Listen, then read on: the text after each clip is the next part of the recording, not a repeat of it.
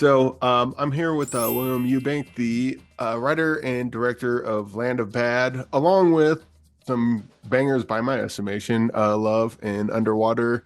And Oh, I thank you. I started watching The Signal. My co-host loved The Signal. I only seen 15 minutes of it before doing this, so Okay. I Yeah, will no have worries. completed the set by the end of the week for sure. But Yeah, uh, I love the signal. Signal's cool. yeah, we're here for Land of Bad, and yeah, I guess starting off, how did this come together? Because you've written Love, you've written The Signal, and then you had other writers for Paranormal Underwater. Activity and Yeah. Underwater, and then now you're writing again yourself. So, you know, I mean, what the starts and reality is stops that? in the world of making movies, you always have you'll have like a lot of movies I'm sure most directors have a lot of movies they've written themselves. And then it's just trying to convince people to let you make them. So in this case, we actually wrote this while we were writing or while we were making the signal, because the signal gets so strange and weird that we were like, oh, we'll never, which is fun. That's its own type of thing. We were just like worried that we wouldn't be able to follow up with something. So this film was actually written a long time ago, and then it got shelved because other projects came around, and we kind of kept returning to it. And then we actually ended up finally meeting some guys, some real JTACs out of Fort Irwin, and we got to go train with them, and that really kind of pushed us to like get this movie made and finally see it come to light. Yeah. It reminds me of it's kind of like a little bit Lone Survivor, a little bit Eye in the Sky, and both those are great movies. And this Yeah, kind of thank you. combines the two. But what you do in this that isn't in Eye in the Sky is you have a bunch of moments where they're in the control room with the drones, and they got a guy, hey, you guys want a Starbucks? And they're like, dude, like super, but or like when Russell Crowe has to kind of step away for a second, you just like Yeah, you have this real intense thing, and then you intercut it with him like just kind of shopping, like kind of, yeah.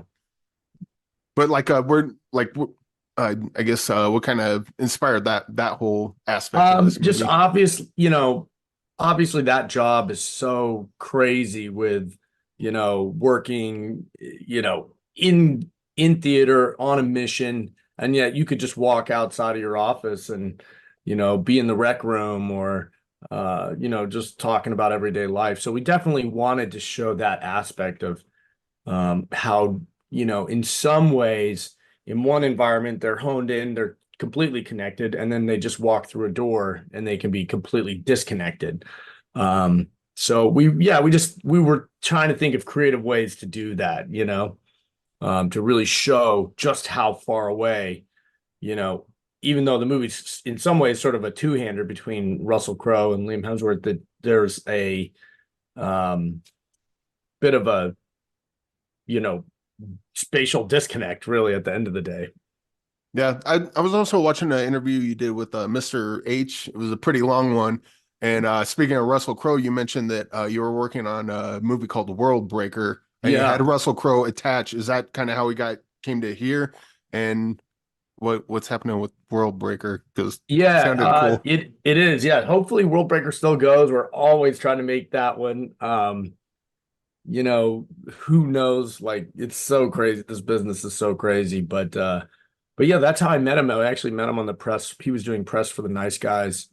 And we just kind of hit it off, and he'd read World Breaker and was in to do it. But then, things happened. I ended up going to do Underwater. He did something else. And yeah, so all these years later, I called him about this. And yeah, he said he'd give it a read and let me know. And called me the next day and said, I'm in if you guys can pull it together. All So right.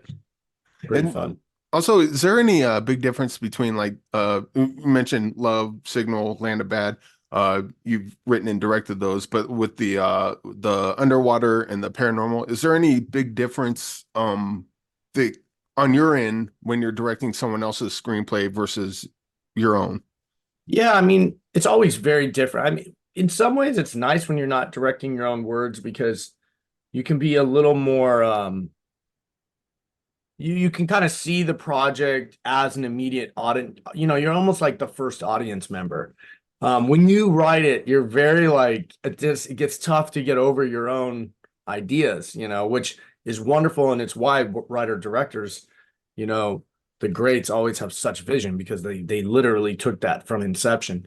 Um, but I like doing both. I really do. I really like having my own stuff and then, being aggressive about it and saying, we got to do it this way. And then I really enjoy working to help make, paranormal. Like that's me stepping onto a franchise that is pretty defined. And so in that case, I'm really trying to work, for the creators to get their vision and do that. So it's a different hat for sure, but I do enjoy both. So hopefully I continue to do both in my career. Yeah, again, I haven't seen Paranormal Activity yet. The Next of Kin, Yeah, Paranormal Activity, Next of Kin. it's a little But different. It's a little more cinematic of a paranormal, I would say, I which I don't know if that went over that great with all the paranormal fans, but it's still found footage and it was just more modern. Like if people were really shooting a documentary right now for Netflix, they would shoot it like this. So I shot it like that and we made it with, Chris Landon still wrote it, who wrote all the other ones. So I'm really proud of that one. I think it's cool. It was so much fun to get into, but yeah, I don't know if they'll continue that direction or not, but I had a blast doing it. So well, besides your involvement, that just watching the trailer, that's kind of what made me want to watch. Because I saw the first one, I liked the first one, but I was like, I get it. Like found footage just kind of like is mostly miss. Sometimes there's hits in there, but you're such a visual filmmaker that it seems weird that you would hop onto a Paranormal Activity. no, yeah, I honestly I would like I don't know how deep you are, and there's a little hint of found footage in The Signal, and so I really am a big fan of that. You know, I don't know. I'm just a fan of doing different stuff in Yeah. filmmaking. So who knows? I think I have a talent for shooting for sure, making things visual. I think that's one of my strong suits.